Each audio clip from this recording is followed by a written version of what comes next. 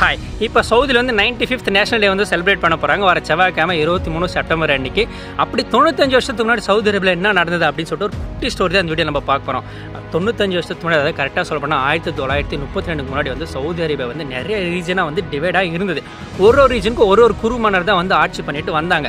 இந்த காலகட்டத்தில் 1876ஆம் ஆண்டு ரியாத் வந்து பிறக்கிறாரு கிங் அப்துல் ரசீஸ். அவர் வந்து ரியாத்தில் வந்து குறுநில மன்னராக வந்து ஆகிறார். எப்பன்னு கேட்டிங்கன்னா 1902 ஆண்டு அன்றைக்கி வந்து குறுநில மன்னர் ஆகிறாரு. ஆனதுக்கப்புறம் அவருடைய படை வளத்தினால 1932க்குள்ளேயே எல்லா நிலத்தையும் அவருடைய கட்டுப்பாட்டில் கொண்டு வந்து 1932ஆம் ஆண்டு வந்து கிங்டம் ஆஃப் சவுதி அரேபியா அப்படின்னு சொல்லிட்டு நேம் வந்து வைக்கிறார். அதனால தான் ஃபவுண்டர் ஆஃப் சவுதி அரேபியா அப்படின்னு சொல்லிட்டு சொல்கிறாங்க. 1932 1953 வரைக்கும் ஃபர்ஸ்ட் கிங்காக இருந்திருக்காரு அப்துல் ரசீஸ் சவுதி அரேபியாவில்.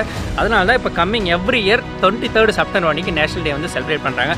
இப்போ வர 23rd நேஷனல் டே அன்றைக்கி நிறைய ஏர் ஷோஸ் நடக்கும், கல்ச்சரல்ஸ் ஈவெண்ட்ஸ் நடக்கும். ஷாப்பில், ஸ்ட்ரீட்டில், காரில், பைக்கில் எல்லாம் க்ரீன் கலர் ஃப்ளாக் வச்சு வந்து ராலி போவாங்க. நீங்கள் யாருன்னா ரியாத்து, ஜித்தா இல்லை கோபாவில் இருக்கீங்கன்னா ஏர் ஷோ வந்து கண்டக்ட் பண்ண போகிறாங்க ஈவினிங் அரௌண்ட் 4 to 5. நான் உங்களுக்கு அட்ரஸ் வந்து கீழே கொடுக்குறேன். நீங்கள் அதை பார்த்துட்டு உங்களால் முடிஞ்சால் நீங்கள் அந்த ஏர் ஷோ பாருங்கள். நீங்கள் சவுதி அரேபியாவுக்கு பேஜ் வந்து ஃபாலோ பண்ணி வச்சுங்க. சவுதி அரேபியாவுக்கு உங்கள் ஃப்ரெண்ட்ஸ் வீடியோ ஷேர் பண்ணி நம்ம மெசேஜ் பார்க்கலாம்.